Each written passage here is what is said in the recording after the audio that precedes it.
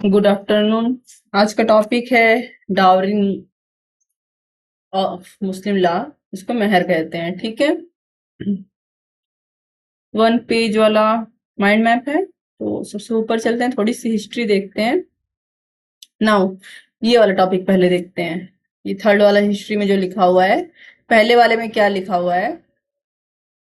During the pre Islamic era women were treated like property and they had no right वगैरह वगैरह। इसका earth for Hindi medium, इसमें लिखा है कि इस्लाम से पहले औरतों को कोई अधिकार नहीं था, उनको प्रॉपर्टी की तरह रखा जाता था। कोई भी औरतों को क्या करता था? किसी को सेल करता था, किसी मैन को।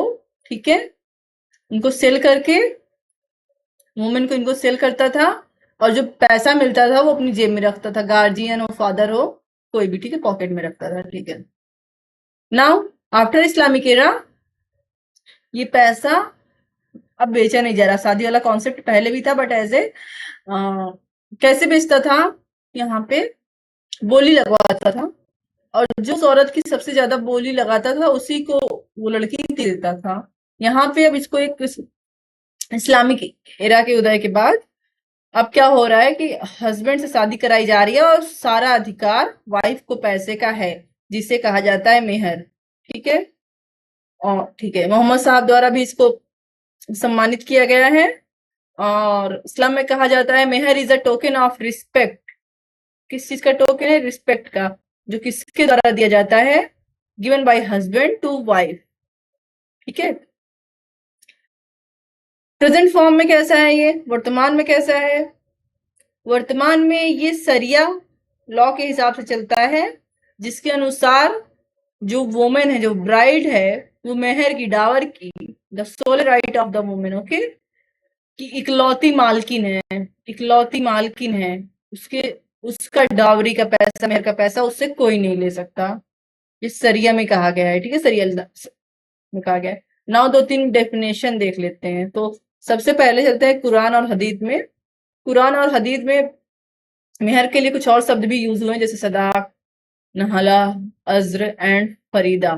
ठीक है, और इसका अर्थ होता है कि ऐसा गिफ्ट जो हस्बैंड वाइफ को मैरिज के टाइम पे देता है। ठीक है, उसी को कहते हैं मेहर, अज्र, फरीदा वगैरह। ठीक है, now there is a jurist Wilson. उनके हिसाब से मेहर एक प्रकार का कंसिडरेशन है जो हस्बैंड वाइफ को देता है। ठीक है, कब देता है? शादी के टाइम पे बदले में वाइफ हस्बैंड को क्या कर देती है? सरेंडर कर देती है, मतलब कि पति वाले सारे अधिकार दे देती है। ठीक है, राइट दे देती है। तो ये अपराधी नहीं है पत्नी यहाँ पे जो सरेंडर करेगी। ठीक है, and there is a jurist name Ameer Ali.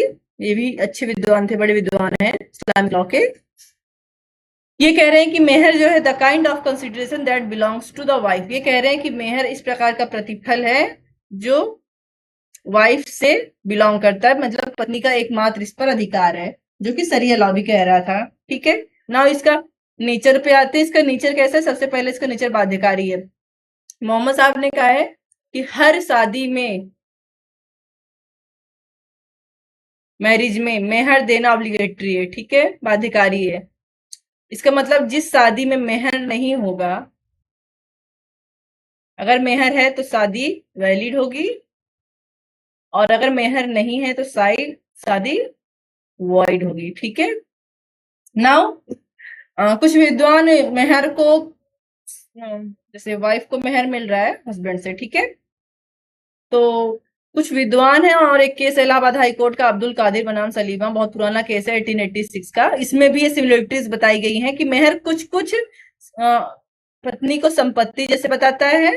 ठीक है, हस्बैंड को क्रेता की तरह बताता है, बायर की तरह, एंड जो मेहर दिया जा रहा है वो कंसिडरेशन है पत्नी को खरीदने के बदले में। ठीक है, कुछ कुछ ऐसे सिमिलरिटीज हैं।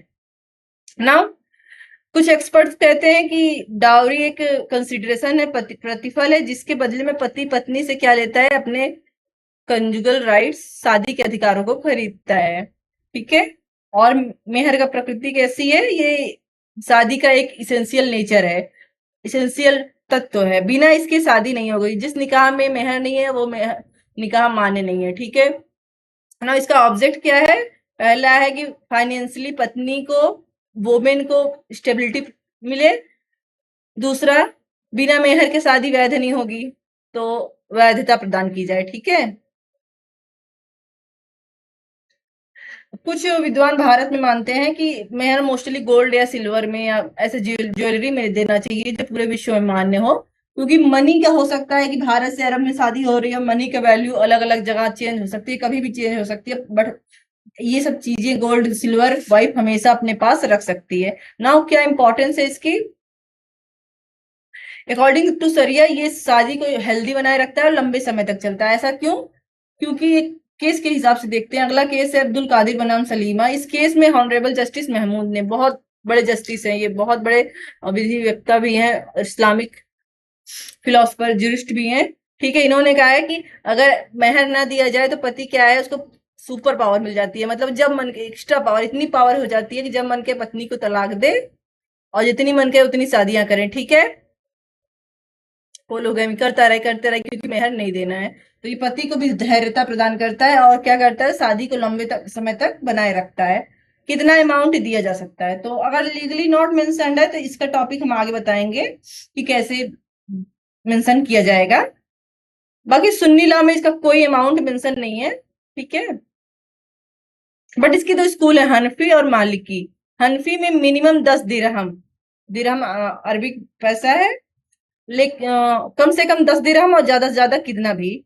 और मलिकी में कम से कम 3 दिरहम और ज्यादा से ज्यादा कितना भी। तो हनाफी में 10 दिरहम मिनिमम और मलिकी में 3 दिरहम मैक्सिमम की। सुन्नी में कहीं पर भी कोई गारंटी नहीं है। सिया में ठीक इसका उल्टा होता है हमेशा, मोस्टली देखेंगे आप।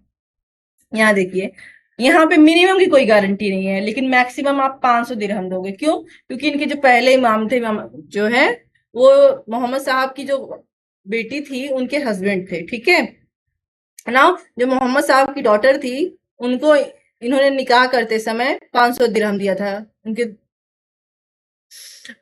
मोहम्मद साहब की बेटी को उनके दामाद ने 500 दिरहम दिया था। इसीलिए ये लोग अपने इमाम को थोड़ा रिस्पेक्ट देने के लिए, जो उनकी डॉटर थी फातिमा, 500 दिरहम मैक्सिमम रखते हैं। ठीक है। नाउ टाइप्स ऑफ मेहर।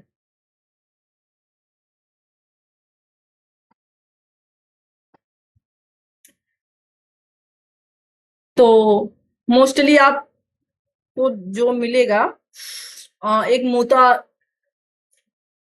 डावर है।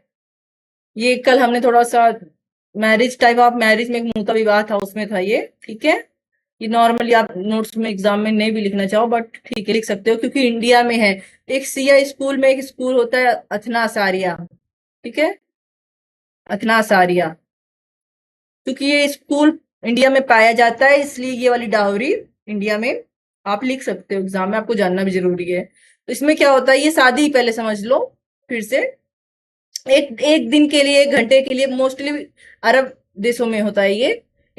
एक महीने के लिए शादी होती है। शादी होने के बाद जो मेहर की रकम जो पति हस्बैंड बोला होगा कि हम तुमको देंगे, ठीक है, इतने टाइम के बाद पत्नी पा जाती है। अब अगर शादी पूर्ण हो गई, मान लो एक दिन की शादी थी और शादी पूर्णता पूर्ण हो गई है, तो पूरा का पूरा डावर जितना हस्बैंड बोला था पूरा देगा। ठीक है। अगर शादी हुई बट उसको कंज्यूमेटेड नहीं किया गया, पूर्ण नहीं किया गया, ठीक है, पति के द्वारा, तब पत्नी को हाफ मेहर मिलेगा। लेकिन मान लो कि एक दिन की शादी थी, 24 आवर, ठीक है, और पत्नी क्या की, बीच में 23 आवर पे या उससे पहले 24 आवर के पहले ही छोड़ के चली गई। Now she will get no dowry. ठीक है। Before the time period specified for the muta marriage ends, no dowry shall be given to her. Okay. So muta विवाह क्या होता है कि ऐसी शादी होती है जैसे लोग, पहले लोग व्यापारी होते थे, यहाँ पे हस्बैंड मैन घूमने निकलता था और फिर कहीं पर कोई औरत मिलती थी तो उससे एक दिन के लिए, रात के लिए वगैरह। इससे फायदा क्या होता था ना, इसमें बच्चे को जो है, वैसे तो बच्चा अगर हो गया तो उसको वैधता मिलने का वो रहता था। ठीक है।